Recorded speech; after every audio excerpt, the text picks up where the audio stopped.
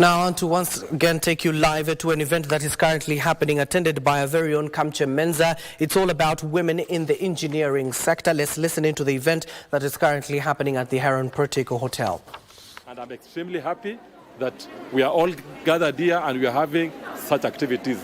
My prayer and hope is that we are going to have more of such activities in future in other parts of the country and probably even extend these activities to other parts of Africa. Thank you. Maybe what do you feel is the importance of holding such an event? I think it's important to hold such an event because very many people in the rural areas or even in the urban areas, they do not know the impact that the ladies are causing, particularly in the engineering field. We also have very, very few ladies, as you all know, who are engineers in Kenya. So it's important that we hold such a forum so that we can encourage those who have ambitions, those in schools, those in colleges, those in workplaces who want to be engineers, who have that aspiration of making an impact, but they don't know how. So now, at least by holding this event, they know that there's WIBEC, they know that there's the AMEC, that is Association of Medical Engineers of Kenya. So they know where to go, they know where to contact and make an impact. Yes. Terry? With the air of the final screen and right now you see that a proposed tax for medical people. What's your take on this? Well, I do not want to touch on the finance bill. I would want to stick to issues with the issues of the day, and that is the issue of the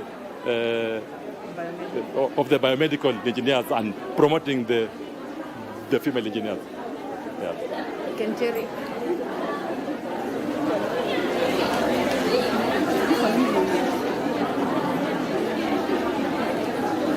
Can we start?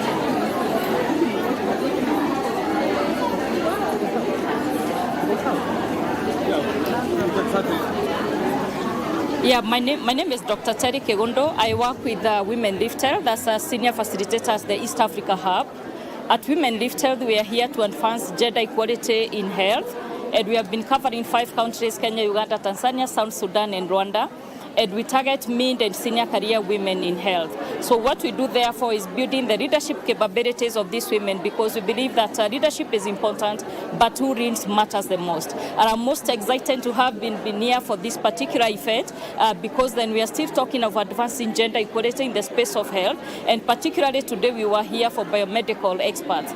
And for me, being here really showed me that when women come together collectively, then there's a lot of sharing that takes place. There's a lot of lived experiences that are also shared, as well as personal stories that just inspire and motivate others, particularly the young women leaders who are coming up. So I'm really looking forward to seeing the many more events that we are going to continue hosting, because this means a lot to women, and particularly women who are coming up in this industry, and also women who have been there before. Yeah. Maybe from the chair on this. Okay. Just tell us, maybe you could start with, maybe someone out there doesn't understand what biomedical is exactly. What exactly is that particular field? Yeah, so my name is Millicent, biomedical engineer. I'm the Secretary General for the Association of Medical Engineering of Kenya. So biomedical engineering is all about medical devices, yeah. So the biomedical engineering in the Kenyan context is all about maintaining and ensuring that the biomedical equipment in the hospital facilities are functioning well. And so today we are here as the Women in Biomedical Engineering in Kenya. This day is always celebrated every year on 23rd of June. And so we are celebrating this day whereby all the women globally are recognized for their work that they have done in engineering. So any woman who is an engineer is celebrated on a day like this every single year. And so today, our theme for this year is Enhanced by Engineering, and we are celebrating some of the seasoned women who have been able to achieve quite a lot in their career in biomedical engineering. The advantage of having such forums is to ensure that we mentor the young biomedical engineers, we bring them to space, and then we ensure that they are sustained in the space. Biomedical engineering, being a male-dominated career, is a career that really requires a lot of support for the women who are already in the space, because most of the time you realize for the women who graduate, they drop off from practicing because they don't get a lot of support in the field. And so we started this particular organization to be able to mentor and even give strength to the women who are practicing biomedical engineering. And for the young ones who are aspiring and looking for an engineering career to do, we'd love to encourage them to do biomedical engineering, because it is a very friendly engineering course that will really be able to help and strengthen the healthcare. So that's why we are here today, to celebrate the women, Amicable Women in Biomedical Engineering Day, to see what they've been able to do to support health and even to bring quality health in Kenya. Maybe what do you think, what's the statistics of biomedical engineers in Kenya? Do you feel like the number is growing?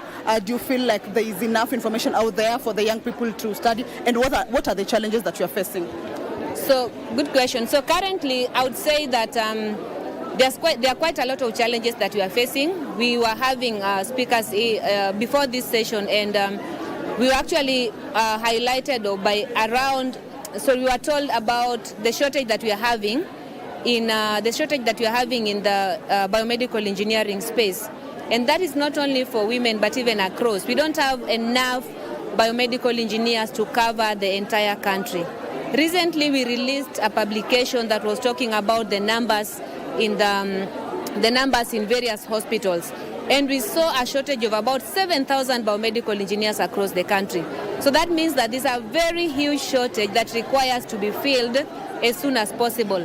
And even as we advocate for these spaces to be filled, we advocate for women to be given these opportunities, because most of the hospitals or most of the organizations that are employing biomedical engineers have not opened up to the fact that women can do it better. And so we are advocating for women to be also absorbed in these spaces and in the vacancies that are going to be created. Going forward. How many are you currently in that particular field? You say there's a shortage of around 7,000. What are the numbers now? How many are you in that field currently? So currently we have about 900 biomedical engineers who have been employed by the government. However, we have about 10,000 who are out there who have graduated. Some are working and some are not working. We have a shortage of about 7,000 in the country. So that tells you that every country requires additional biomedical engineer to be able to man the medical devices in their facilities. And even apart from that, that can actually be evidenced by the fact that you see a lot of equipment graveyards across the facilities. You go to the facilities, machines are not working, and so many things are not happening. And so we only need to have enough biomedical engineers in the healthcare facilities to be able to ensure that these devices are working. But have you made enough strides since maybe you began the association? Do you feel like there are enough strides that have been made by the government or even you as the biomedical engineers? Yeah, for the biomedical engineers, we've actually made a lot of strides. The only outdoing is that the governments change in and out. You start a step and then you move really several steps ahead. But when a new person comes in the office, they trash everything that you've been doing and then you start all over again. But even that aside, I think government also has some priorities that at times I would call are really not favoring the biomedical engineering. And you can even see across even other healthcare workers, the employment has really not become like a priority to the government. And that's why we keep on even joining our colleagues, the doctors, the nurses, the clinical officers, the lab techs, to ensure that all the healthcare workers are actually employed. And so we've actually written so many letters. We've had meetings with the Ministry of Health. We've done quite a lot to ensure that they are aware of what is taking place in the field. And they actually know that machines are not working in the hospital. We don't have spare parts. We don't have service kits because the government is not allocating budget for these particular devices to be made functional. So the only thing that the government is supposed to do is to listen to us, because we know what is taking place in the field, and they need to work with us to ensure that we bring the healthcare to the level that the Kenyans deserve. We need to have our budgetary allocation for the employment of biomeds, for the service kits for the devices, for the spare parts for the devices. You find some very, very sophisticated and capital-intensive devices are lying idle because there's no spare part for probably, let's say, 1,000 shillings. And it is very, very ironical that we do quite a lot of, opposite stuffs. Yet, the device that is supposed to be supporting the users in the facilities are not functional. So our plea today, even as we celebrate the seasoned women in biomedical engineering, and we are so excited that we've achieved a lot, we really need the government to listen to the biomedical engineers across the country. We need employment.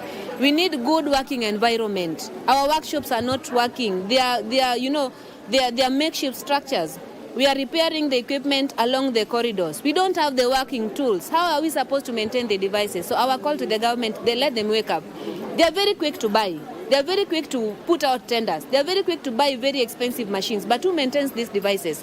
They don't care who maintains the devices. So we need the government to be very keen on who maintains the devices. It is us, the biomedical engineers who are speaking today. We need to maintain and ensure that our devices are working in the facilities because we want to serve our citizens.